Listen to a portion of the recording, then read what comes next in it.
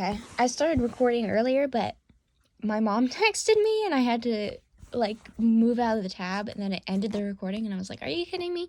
I read this whole page. But Module 28, Operant Conditioning's applications in comparison to classical conditioning. Oh shit. 1 second.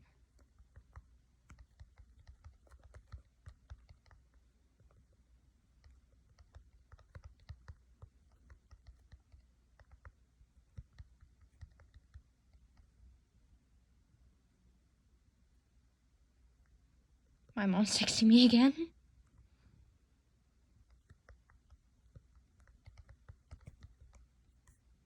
There we go. Sorry about that. My mom just started texting me again. Applications of operant conditioning. Would you like to apply operant conditioning principles to your life? To be a healthier person, to be a more successful student, or a high-achieving athlete? Reinforcement techniques are at work at school, sports, workplaces, and homes. These principles can support our self-improvement and help us manage stress as well. At school, more than 50 years ago, Skinner and others worked towards a day when machines and textbooks would shape learning in small steps by immediately reinforcing correct responses. Such machines and textbooks, they said, would revolutionize education and free teachers to focus on each student's special needs. Good instruction demands two things, said Skinner. Students must be told immediately what they do is right or wrong, and when right, they must be directed to the step to be taken next. Skinner might be pleased to know that many of his ideals for education are now possible. Teachers used to find it difficult to pace material to each student's rate of learning and to provide prompt feedback. Online adaptive quizzing does both. Students move through quizzes at their own pace according to their own level of understanding, and they get immediate feedback on their efforts. In sports, the key to shaping behavior and athletic performance, as elsewhere, is first reinforcing small successes and then gradually increasing the challenge. Golf students can learn putting by starting with very short putts and then, as they build mastery, stepping back farther and farther. Novice batters can begin with half swings at an oversized ball pitched from 10 feet away, giving them immediate pleasure of smacking the ball. As the hitter's confidence builds with their successes and they achieve mastery at each level, the pitcher gradually moves back and eventually introduces a standard baseball. Compared with children taught by conventional methods, those trained by this behavior method have shown faster skill improvement. In sports, as in the laboratory, the accidental timing of rewards can produce superstitious behaviors. If a Skinner box dispenser gives a pellet every 15 minutes, whatever the animal happened to be doing just before the food arrives, perhaps scratching itself, is more likely to be repeated and reinforced. But occasionally can produce a persistent, superstitious behavior. Likewise, if a baseball or soft player gets hit after tapping the plate with a bat, he or she may be more likely to do so again. Over time, the player may experience partial reinforcement before it becomes a superstitious behavior. Okay, sorry, I went really fast because I already read that. Okay. And then I wrote, operant condition can be used in schools to reward correct learning / answers. It can be used in sports,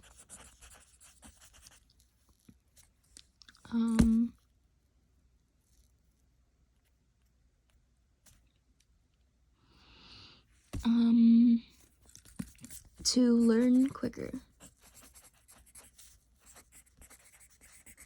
Yeah. At work, I'm going to go a little bit faster because I want to get this done pretty quickly. So let me get a drink first.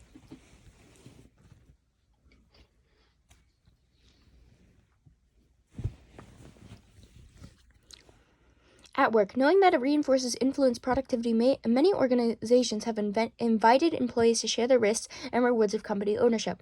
Others focus on reinforcing a job well done. Rewards are most likely to increase productivity if the desired performance is both well-defined and achievable. The message for managers: reward specific, achievable behaviors, not vaguely defined merit.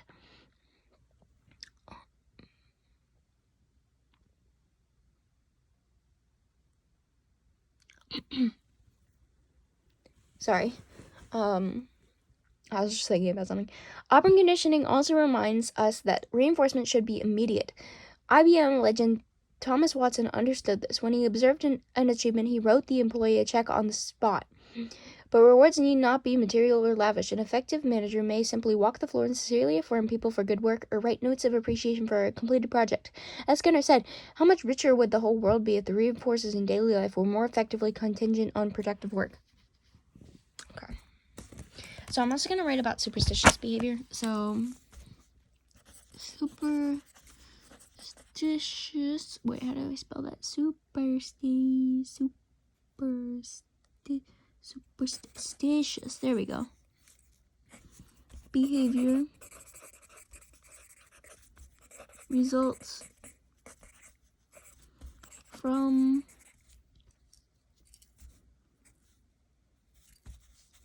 a random reward at a random time. Specifically, at a random time, making whatever the subject was doing before reinforced. And then I will also write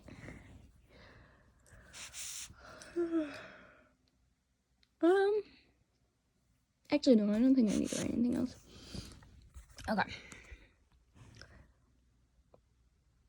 In parenting, as we have seen, parents can learn from operant conditioning practices. Parent training researchers remind us that by saying "get ready for bed" and then caving into protest or defiance, parents reinforce such whining and arguing. Exasperated, they may yell or gesture menacingly. When the child, now frightened, obeys, that reinforces the parent's angry behavior. Over time, a destructive parent-child relationship develops. To disrupt this cycle, parents should remember the basic rule of shaping. Notice people doing something right and affirm them for it. Give children attention and other reinforcers when they are behaving well. Target a specific behavior, reward it, and watch it increase. When the children misbehave or are defiant, don't yell at them or hit them. Simply explain the misbehavior and take away the iPad, remove a misused toy, or give brief timeout.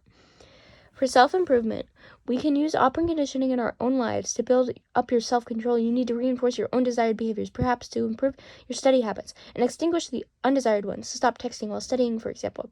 Psychologists suggest taking these steps. State a realistic goal in measurable terms in an announcement. You might, for example, aim to boost your study time by an hour a day. To increase your commitment and odds of success, share that goal with friends. Decide how, when, and where you will work towards your goal. Take time to plan. Those who specify how long they will implement goals become more focused on those goals and more often to fulfill them. Monitor how often you engage in your desired behavior. You might log your current study time, noting under which conditions you do and don't study. When we began writing textbooks, we logged our time, and we were amazed to discover how much time we were wasting.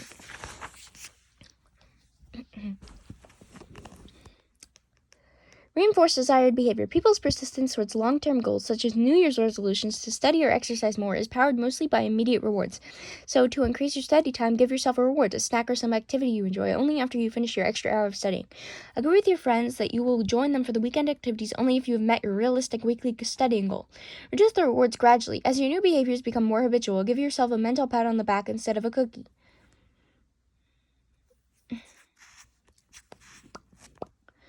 To manage stress. In addition, we can literally learn from ourselves. There is some evidence that we have feedback about our bodily responses. We can sometimes change those responses.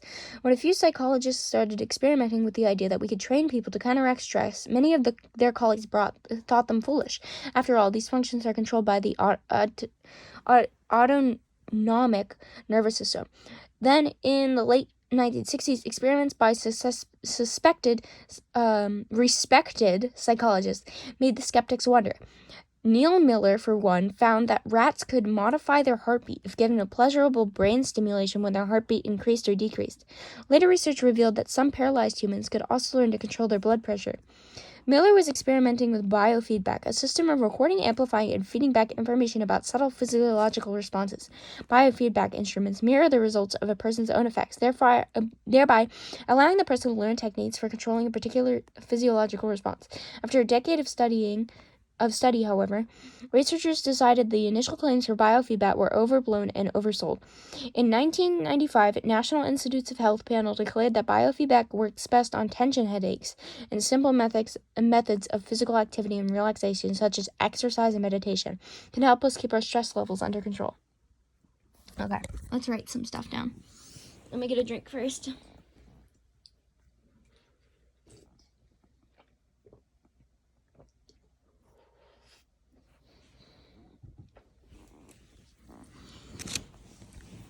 Okay. So, let's see. Self-improvement in parenting. Reinforcement is better than punishment in parenting.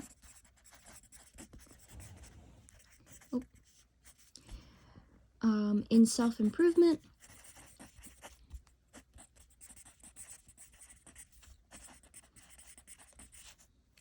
okay.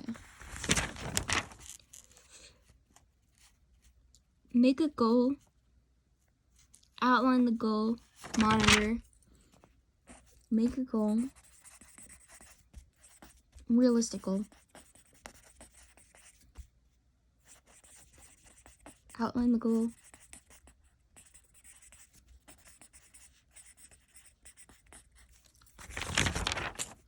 monitor, reinforce, and then reduce gradually. Reduce rewards gradually. Very cool. Okay. Biofeedback.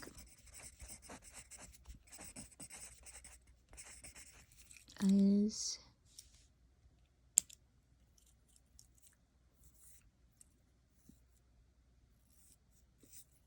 I don't really understand what it is. Wait. Let me think about it.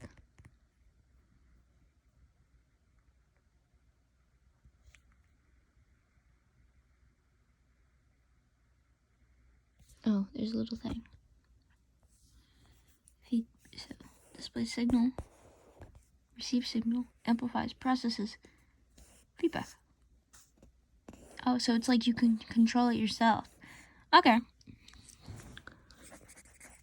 Can be used to control physiological states.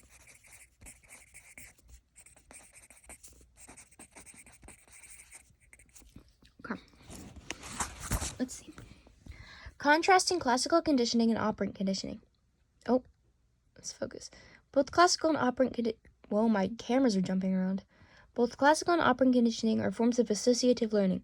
Both involve acquisition, extinction, spontaneous recovery, generalization, and discrimination. But these two forms of learning also differ. Though classical Pavlovian conditioning, we associate different stimuli we do not control, and we respond automatically, respond to behaviors. Through operant conditioning, we associate our own behaviors, which act on our environment to produce rewarding or punishing stimuli, operant behaviors with their consequences.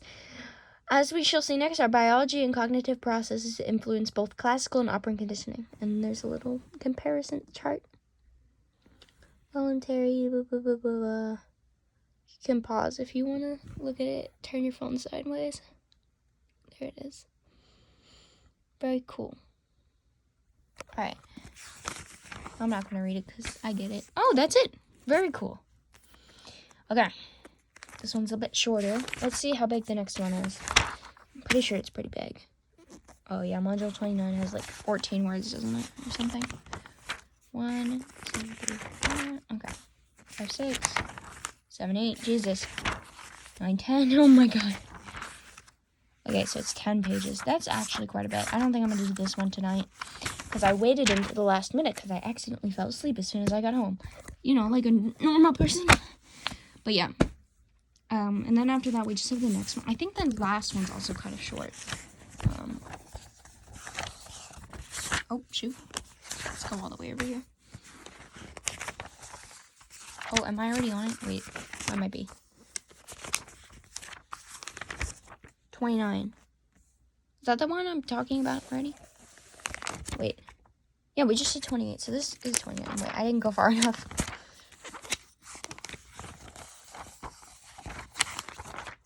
Oh my god. Okay, there we go. Then this one. Oh, I'm missing a page. That's my problem. There we go. Then this one is 1, 2, 3, 4, 5, 6. A little bit. So basically 6 pages. I might read this one as well, but I have to read the other one first, and that one's gonna take longer. Then we have the FRQ. Yeah, I think I'm gonna go to sleep now, and then I'll do the rest later, so. Bye!